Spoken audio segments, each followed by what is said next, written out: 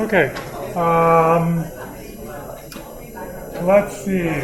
Programming assignment number 2 is not quite ready, but it's almost ready. It'll be out soon, and it's due a whole month away. It's November. Don't worry.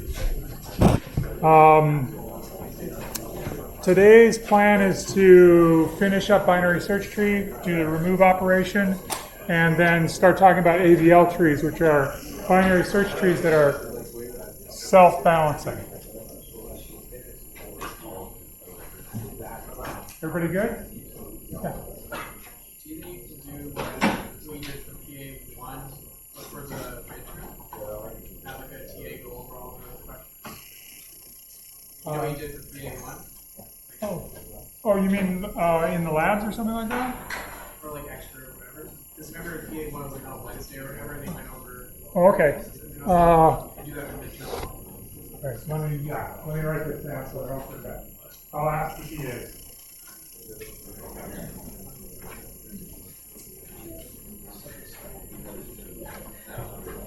Any other questions?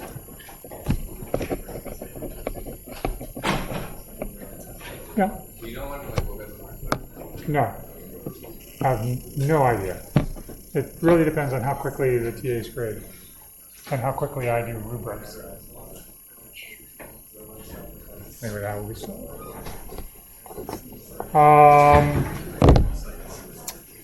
Okay, so here's the warm-up for today. Today's warm-up is about inserting elements into binary trees, binary search trees. So, for example, this particular tree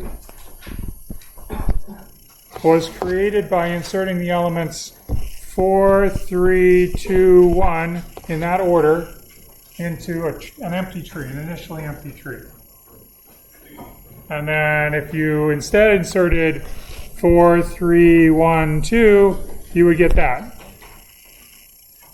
So now, you could say, okay, the 4 is here, and the 3 is here, and the 1 is here, and the 2 is here. But I'm not going to draw the numbers on the trees. I'm interested in the shape of the tree. So the warm-up is come up with the order that produces that tree. And I will give you 1 minute. Maybe less. Maybe 40 seconds. Oh.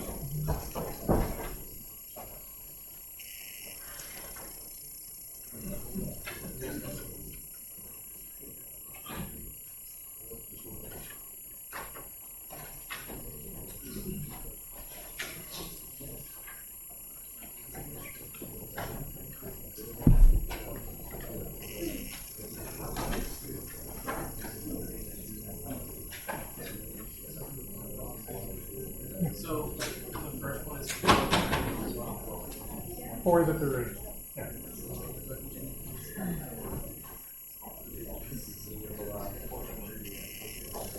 Okay, everybody ready? What's the sequence? What's the sequence that produces that tree? 4, 2, 3. Yeah. 4, 2, 1, 3. 4, 2, 1, 3. Anybody get any other answer? Sorry, say it. 4, 2, 3, 1. Any others?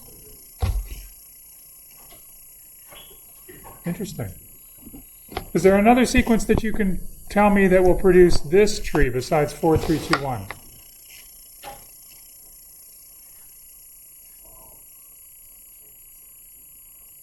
So this tree has 2 orders that will produce it. How many orders will produce this tree?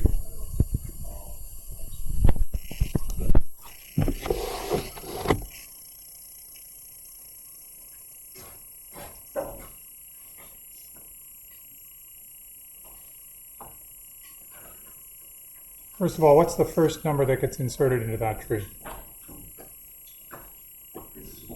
3. How many orders? Yeah? Why does 4, 2, 3, 1 work? let's see. I put in a 4, it goes there. And then I put in 2, it goes as a left child. So let's just make a tree. When I insert 4 into an empty tree, I get 4. Then the 2 comes along and I put it here. Now which one did you want? 4, 2, 1, 3 or 4, which one? 4, 3, 1? Great. 3 comes along. Where does it go? Oh, I see. Okay.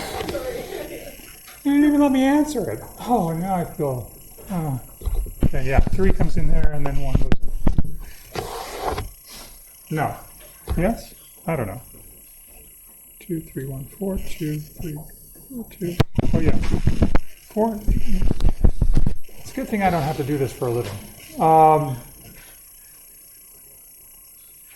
Okay, now, how many orders produce this one?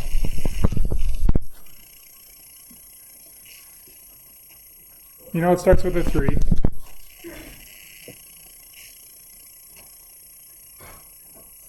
Yeah. 3, 4, 1, 2.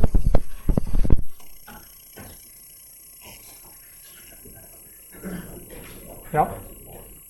3, 1, 2, 4. Yeah. 3, 1, 4, 2. Any others? Okay, so this is weird. I've written all of these are all the binary trees which have 4 nodes in them. There's 14 of them. If I generate one of those trees by rolling a 14-sided dice and picking the tree that comes up, I would get an average depth of square root of n. This is on an n-node tree. If instead I generated a random permutation of 1 through 4 and inserted it into the tree, I would get an average depth of log n. Why? I mean, why is it smaller? Yeah. Long trees are less likely than short trees. So there are these short trees here. Each one of these is produced by 3 different permutations. These 2 guys are produced by 2 permutations, and everybody else is produced by 1. So the probability distribution on the trees is different if you choose them uniformly at random from trees, or if you choose a random order to insert stuff into a binary search tree. So that was what we were thinking about last time. Isn't this cool? This is actually really tricky to do, to show this square root of n. This one we'll do later. We'll show how to see the average depth is log n later. Okay, on we go. Find min. We know how to do find min.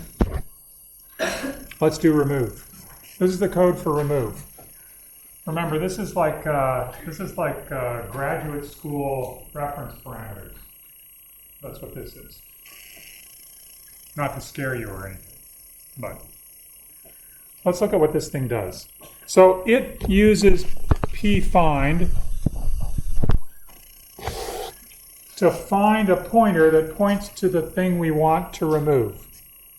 Remember, this is remove, so we're wanting to find something that has a key and take it out of the tree. This handle is the thing that's obtained by calling pfind. So if you look, there's this handle. It's a pointer that's inside of the tree that's pointing to the key that we want to remove. There are now 3 cases. In one case, there's only a right child, or maybe it's not even, maybe this thing is even a leaf. Second case, so this is case 1. The second case is there's only a left child. And the third case is that there are 2 children. So this is how the code is structured. 3 different cases, 3 different ways to do it. What do you think you would do if the node was a leaf or it had only a right child? So it has only a right child. That means It looks like this. Oh, sorry, I told you about to delete. There we go. It looks like this. There's no left child. It's null. What would you do to remove the node with key?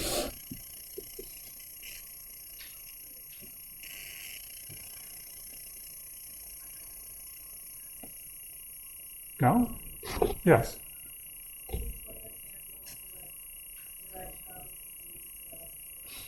Yeah, you just have to reroute this pointer right here to point around that tree. Does that preserve the binary search tree properties? Does it preserve the binariness of the binary tree?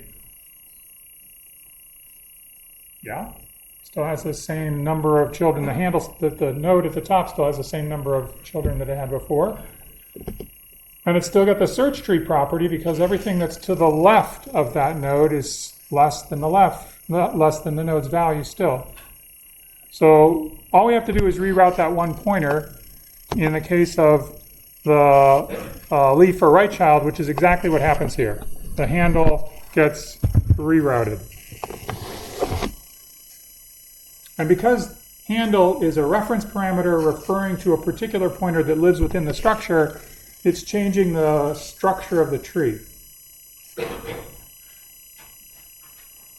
Okay. So what happens if it doesn't have a right child? It only has a left child. What would you do in this case? The same thing. The only really tricky case is the two-child case. What do you want to do in the two-child case? I've got a node. That's interesting. I've got a node. That's very interesting. What did happen? Doesn't matter. I've got the two-child case. What do you want to do? I've got a node with two children.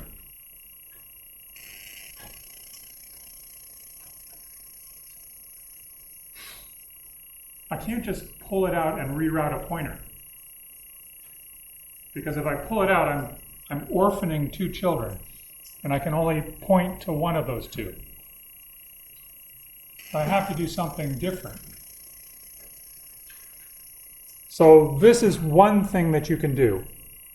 This code uses findMin to pull something out of one of the children below the node that you're looking at, the key node, the one that you want to remove.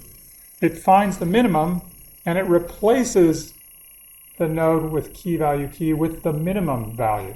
So this is what it does. It goes down and it finds the successor. So this is the pointer to the successor. This is the successor.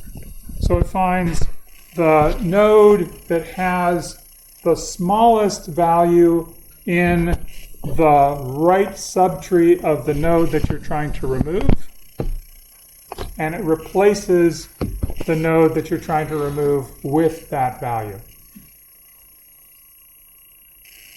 So that's exactly what this is doing. Is it's taking the node that it found here, which is the minimum, and it's moving the value of the key in that node up to the top, which is effectively deleting that node because that key value no longer exists in the tree. However, there's two keys in the tree now, this node and this node, that are holding the key K2.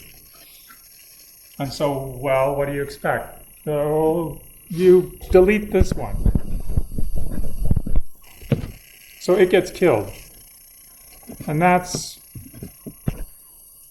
what happens here. You reset the toDelete pointer to being pointing to this guy, and you delete it by doing what you did in the case of the one-child case. Because because this is the minimum element, you know that this is a null pointer.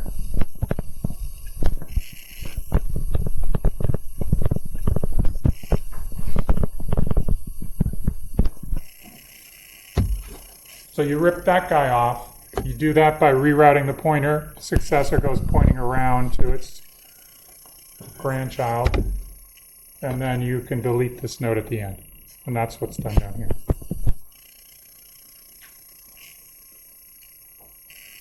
Yep. So in this case, are both handle and successor like nodes that are just above the one that we want to remove? No, they're pointers that live in the node just above the one we want to remove. So handle is a pointer, but it's a reference to a pointer. So that means it's that pointer that lives in that little red box. And successor is the pointer that lives in this little orange box. Yeah. Why do you know that you don't have a successor in the left child? What if there was a successor in that left child? What if there was a left child here? Left child. Oh, sorry. You want here? That means handle left. Here? K2 left. From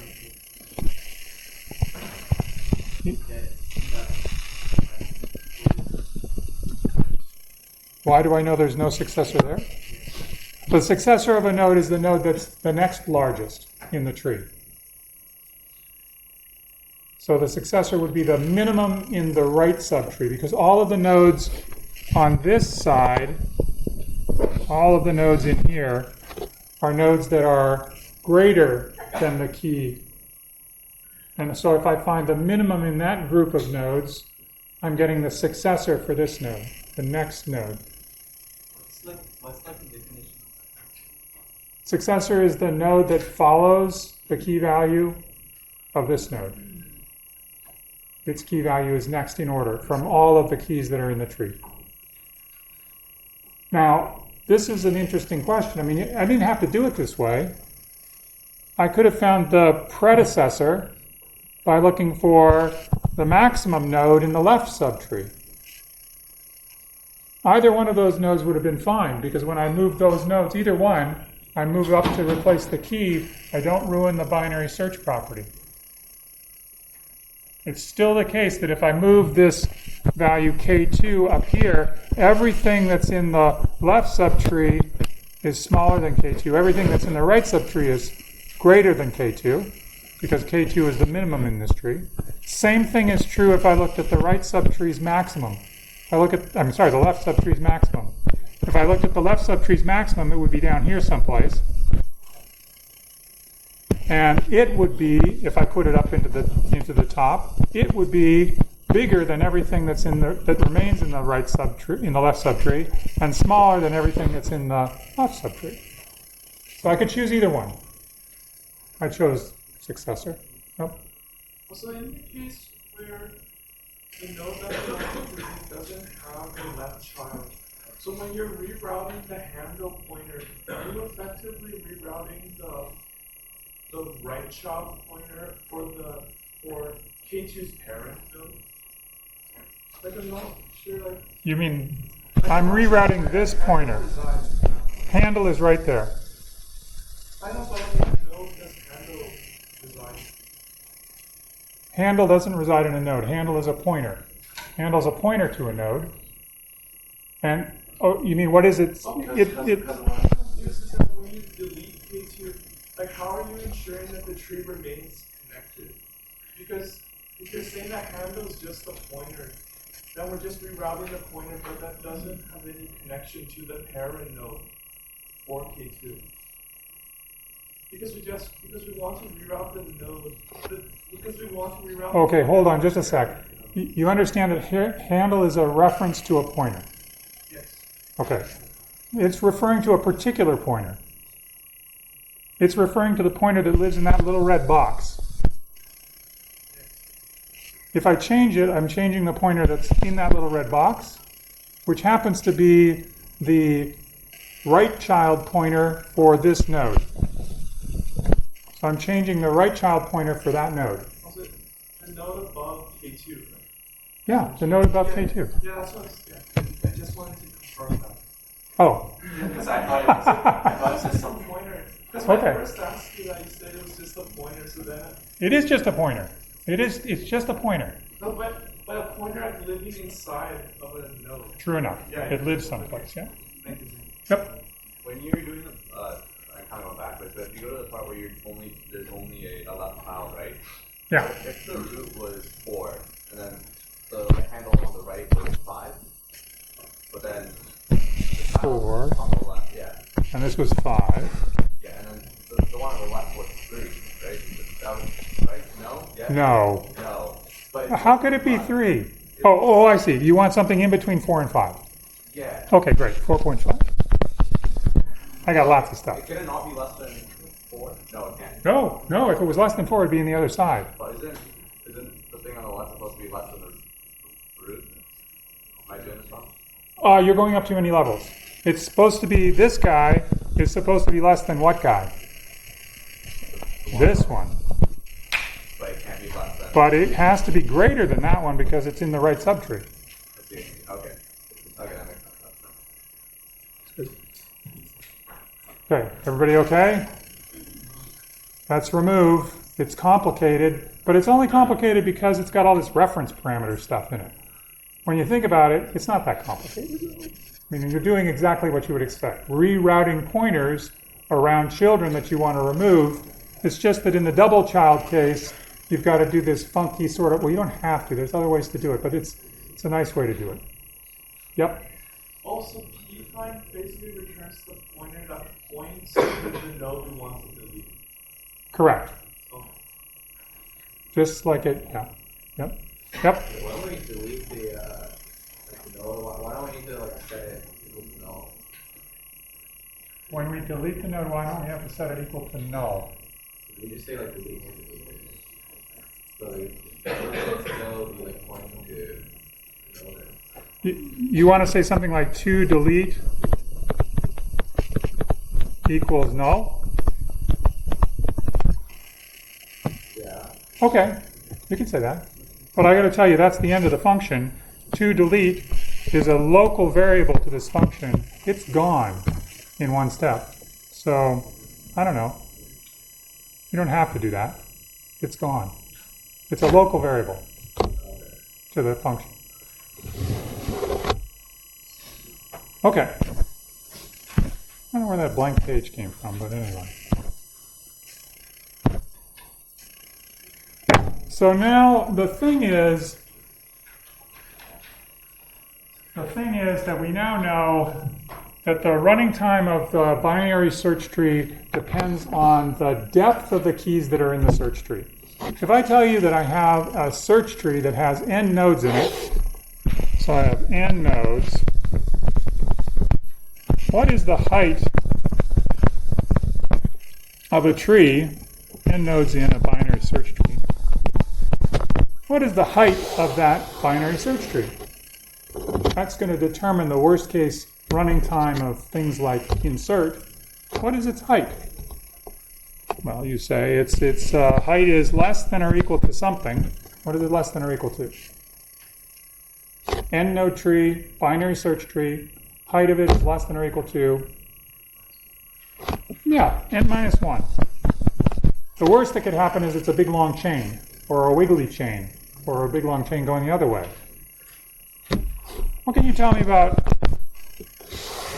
how much is the height greater than or equal to?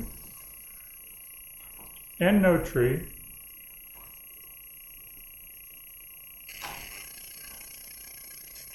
Greater than or equal to what? It's a binary tree, binary search tree.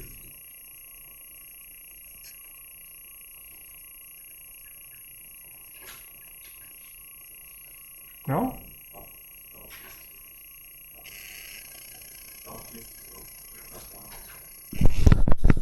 Log base 2 of n. It's the floor of that. Something.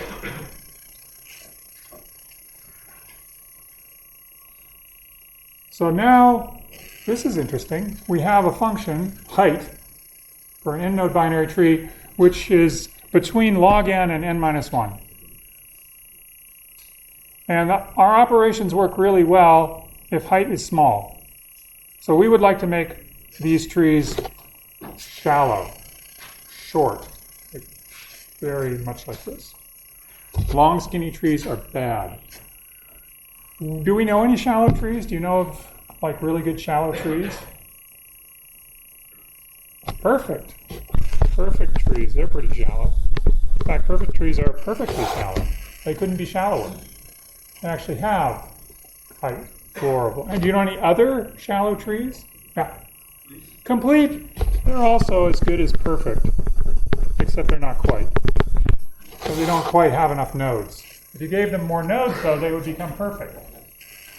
In both of these cases, perfect and complete, the height of the binary tree is log n. It's great. It's terrific. It's as small as it could possibly be. But there's a lot of room between log n and n minus 1. We don't need it to be perfectly shallow. We just want it to be kind of shallow. That would work for us, because all we're looking for is something that's maybe asymptotically giving us a running time of log n. So maybe 2 times log n would be okay. As long as it's not something disastrous like n, like this long chain thing. So what matters is that we don't get long branches. What really matters, another way to think about it, is that you don't want siblings in the tree to be way out of whack. You don't want one child to be shallow and the other one to be really, really deep. If they're balanced, if they're about the same, which is exactly what happens in a perfect tree, they're exactly balanced, then you would get nice properties. If this was true everywhere, for every pair of siblings in the tree, if they're all balanced, then it would be great.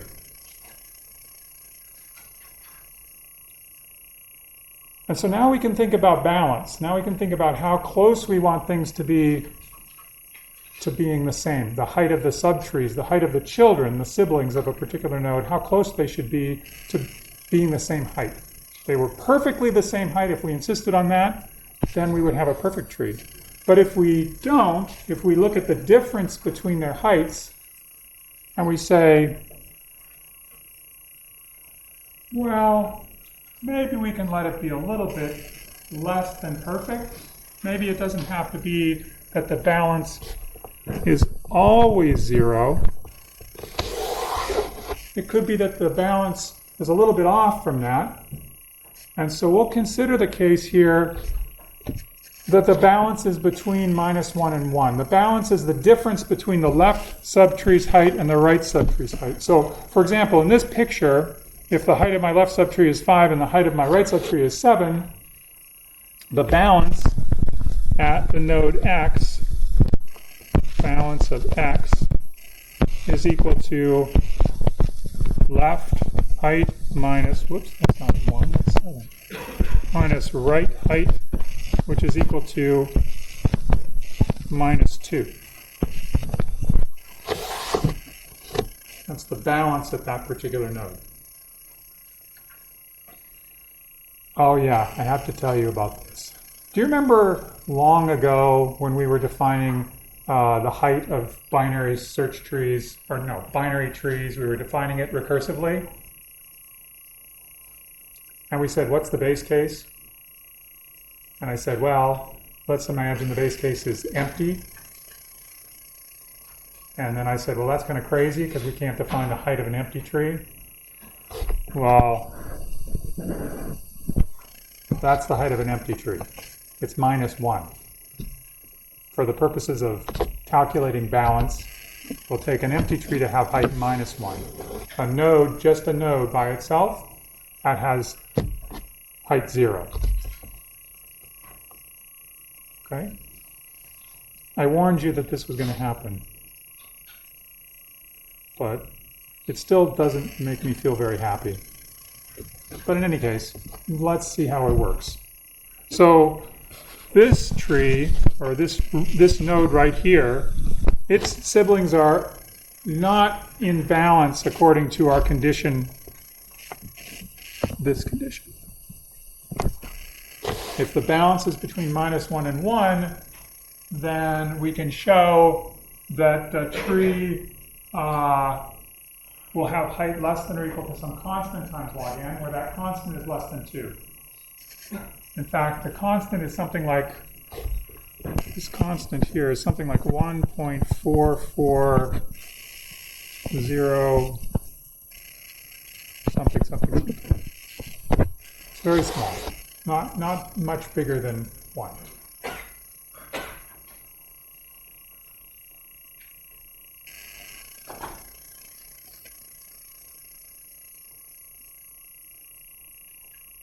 Has everybody got this? I mean, this is a relaxation of the perfect balance that we would get from a perfect binary tree. It's relaxing it a little bit. So how much the relaxation buys for you is questionable, right? I mean, we're having to insist that the siblings are within a height 1 of each other. So let's see what happens with that condition. With that condition, this is the balance condition. These sorts of trees are called AVL trees. They're called after their inventors, who were these 2 Soviet mathematicians in the 60s. Came up with this idea of taking a regular binary search tree. So the AVL trees are binary trees. They are binary search trees. So all the keys in the left subtree are less than the key at the root. All the keys in the right subtree are greater. And this is true for every node in the entire tree. But they have an additional property. This is the balance property, which is something that says it must be the case in the tree that we're close to being balanced. Every pair of siblings have to be within 1 of the other side. They can't be off by more than 1. It's a little bit of flexibility, but not a lot. So, is it okay? Makes sense?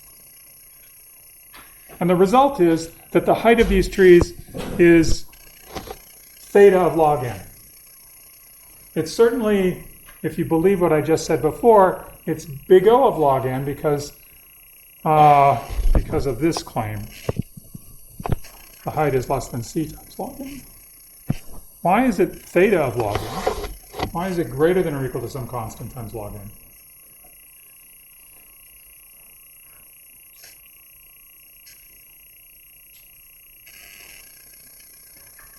So we know, if you believe what I said, it's certainly less than or equal to some constant times log n. But why is it greater than or equal to some constant times log n? Is that a hand? No. Okay, good.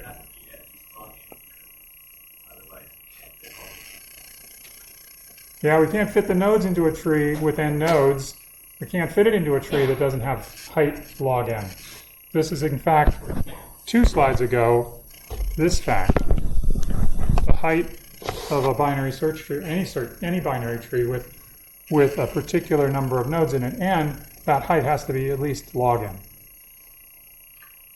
So we know that its height is theta of log n, and that's great because what it means is that every one of the operations that we talked about on the regular binary search trees is now fast. It now works in time log n. It doesn't have a linear time log n. Linear log n. Okay, so this is the test. Wow, we have lots of time. Is this an AVL tree?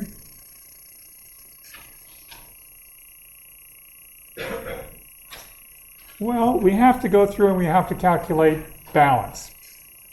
And balance depends on height. And so let me help you by writing down the height of the nodes in this tree. So remember, if it's null, it's -1. So I haven't drawn the nulls in here, but every single node has a little null on it.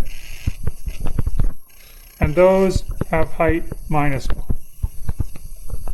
But I'm not going to draw all those because it's too tedious. I will draw the ones that are leaves of the tree, real nodes that are leaves. These are the heights. So the height of each node is shown. So these leaves all have height 0. And then do you remember the recur? Also, so is the reason that the height of the null is minus, so that the height of a leaf is 0? By virtue of the equation. Yes, sure. It means that the base case, I only have to have one base case. If I didn't make the height of the leaves be -1, I could make them be 0, but then I would have to make a special case for them. Yep. Sorry, why is the height of those leaves 0? No, the leaves are, oh, the height of the leaves? Yeah. Oh, because by definition. Okay, if you don't like that, did you like the fact that the empty ones were -1? Is that okay with you? Okay, so if you believe that, then what's the height of a node? Just a general node in the middle of the tree. What's the height of that node? No, in the middle, someplace, someplace like right there. That's not down here at the bottom, but someplace up here. What's the height of the node up here? What's the definition? This is. I'm not asking you the answer because you couldn't possibly know how high I'm reaching here. Though I'm actually reaching up to. I'm reaching up to 10. No. But how would you define the height of this node? That node, it's farthest. Yeah, is that how you would define it? Okay, great. That's one way to do it. Sure. What's another definition? That's a fantastic definition. What's another definition for the height of it? It is, in fact, the longest path to a leaf. That's true. But what's another definition? You were in the same room with me when I told you this, right? I mean, like, this was not so long ago. Yeah. 1 plus the height of its tallest child. You got a couple children, you ask them, what's your height? That's that one, what's your height? Take the taller of those 2 children, add 1, and that's the height of this node. Remember that recursive definition? It was using the fact that we had a recursive definition for trees, for binary trees, rooted trees. We had a recursive definition for trees, and we just said, well, now we'll have this recursive definition for height, simply 1 plus the maximum height of the 2 children. And we need a base case, and our base case was that the height of the null node was -1. So now if you believe that, and you believe this recursive definition, then you'll say, oh, okay, great.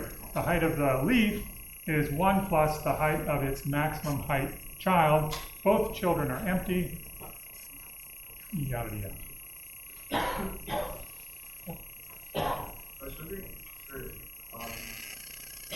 if I had a binary tree, the root, its left subtree and right subtree are just a bunch of branch towards the end.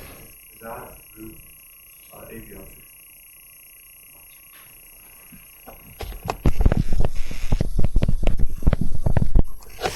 Is that an ABL tree?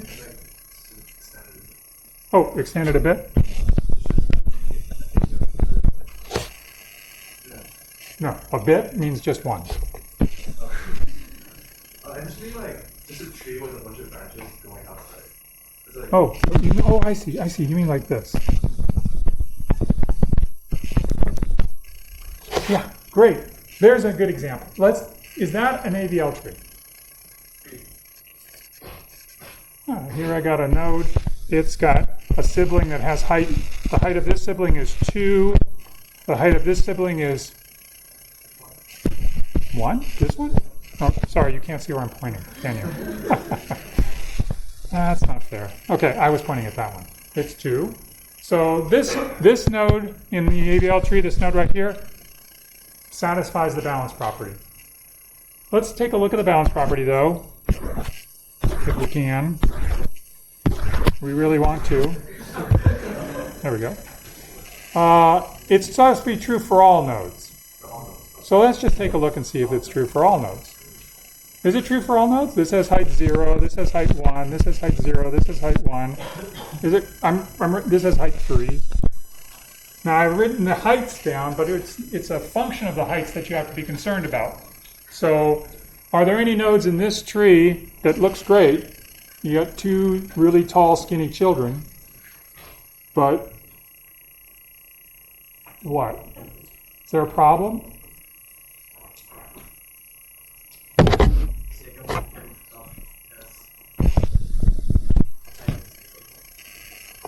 It has a height of what on the left?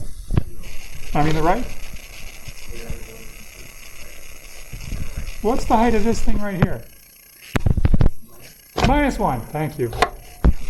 So this is the null, and it has height -1. So what's the balance condition here say? It says I've got to take the left subtree's height minus the right subtree's height. And so the balance at, what are we going to call this node? Let's call it something really, let's do this. A. The balance at A is left subtree minus right subtree height, which is 2. And 2 is not good. 2 is not balanced enough. So even though the root is balanced, it doesn't necessarily mean the entire tree is balanced. Yep. So if the absolute value balance is like greater than 2, then you can't show that it's like less than constant. We can show For some bigger constant.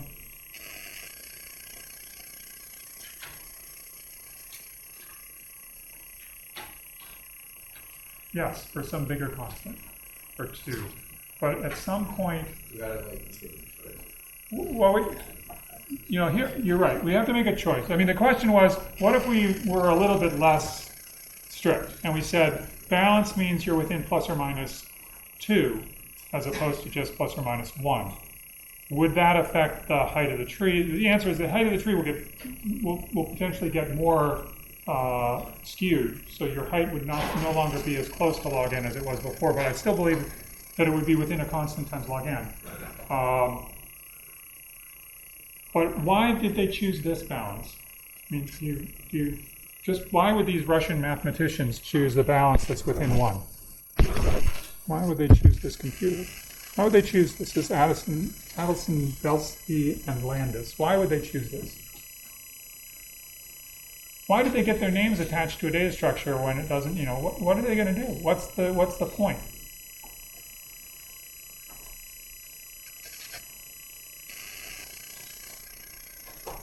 You remember the purpose of this structure is to replace binary search trees. Wherever you would use a binary search tree, the idea is that now you would use the AVL tree. If you wanted to do that, you have to support the operations that are supported by a binary search tree. You have to support insert, you have to support remove, you have to support find. Find is easy. But insert and remove, they need to preserve not only the binary search tree properties, they also have to preserve this balance property. So if you can do it for something which has balance within plus or minus 1, if you can make those functions work efficiently to restore balance for plus or minus 1, there's no need to go to 2. So that's, I mean, if it was possible to do with plus or minus 1 balance, then that's the best you could hope for, really. So, you can't do it for a perfect balance. Yep. Yeah, did you have a question? Okay, so, all right, so is this tree, the one in black, not the purple one, is this tree an AVL tree? Where's the problem?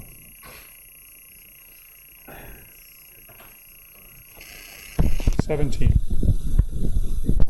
So 17 has one child, just like above, it has one child that has height 1. It has another child that has -1, height -1. And the difference between those two, the balance at 17, is -1, -1, which is -2, which is bad. It's It's not balanced.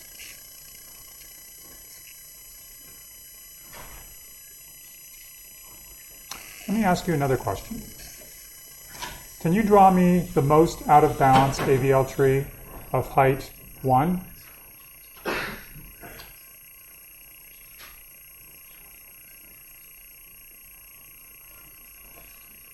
I can.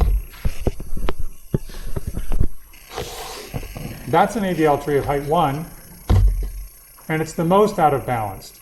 There are other AVL trees of height 1, like that one, and it's not as much out of balance. What's the most out of balance AVL tree of height 2?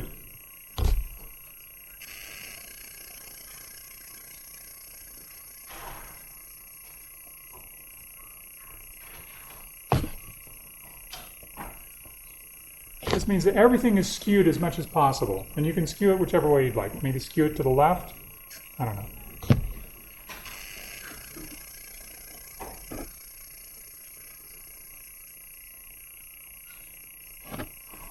Is this it?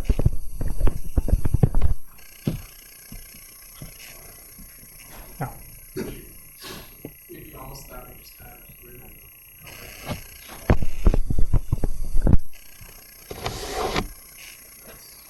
Yeah. So if I want to build an AVL tree of height 2, how many nodes do I have to use? 1, 2, 3, 4. So to get height 2, I need 4 nodes. To get height 1, I needed 2 nodes. How many nodes do I need to get height 3? Why is he asking me these questions? Because this is telling you where that constant comes from, the 1.44 constant. And also, there's this tradition in this course now that I'm going to ask this on some homework coming up. It's really kind of a cool question. Yep. Sorry, so I have a question. 2 and 7 both have a height of 0, right? Where are we? 2 and 7, yep. Does that mean 8 has a height of 1? Correct. What about 4? Is it 1 or 2? What do you think? So 4. I know. What do you think? It depends on where you come. What's the definition of height? 1 plus the height of the taller child.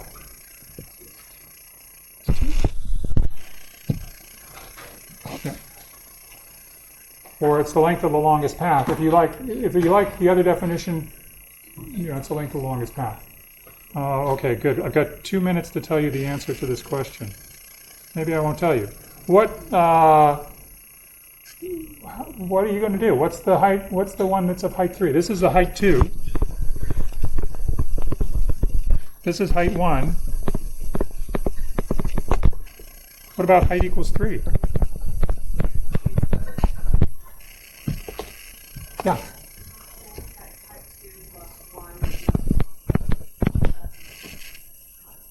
Okay, say it again. It's got full height 2. Perfect height 2, like this. And then one child over here?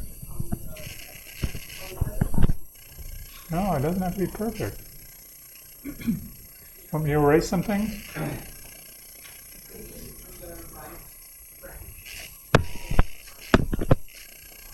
Like that?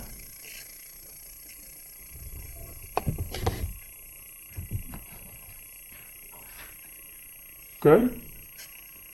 Don't like it? Don't know? This is a great problem. It's a great problem. Yeah. This topmost node? Let's see. What's the height of this child? The one over here. This one. Sorry, I can't. What's its height? 1. What's its height? 2. That's good. Difference of just 1. So the root is okay. And then if you check the other nodes, I think they're all okay. I think everything's good. Yep. Sorry, the question is to construct an AVL tree of height 3 with the fewest number of nodes. which basically is the most skewed AVL tree that you can get. Right? It's got the deepest height. Okay. I will talk to you more about AVL trees next time. We'll talk about rotations.